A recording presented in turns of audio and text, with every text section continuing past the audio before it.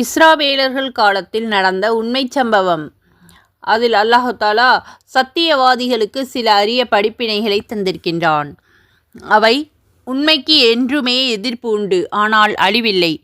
இரண்டாவது, உண்மையாளர்கள் பொய்யை எதிர்த்து போராட வேண்டும். அதற்காக உயிர் தியாகமும் செய்யவும் தயங்கக்கூடாது. மூன்றாவது, உண்மைக்காக போராடுபவர்கள் இறுதியில் வெல்வார்கள். நான்காவது, அந்த போராட்டத்திற்கு தகுதியுள்ள எவரும் தலைமை ஏற்கலாம். குடும்ப பாரம்பரியம், செல்வம் முதலியன அளவுகோல் அல்ல. ஐந்தாவது, மனிதனுடைய வாழ்வும் தாழ்வும் அல்லாஹுடைய கையில் உள்ளவை.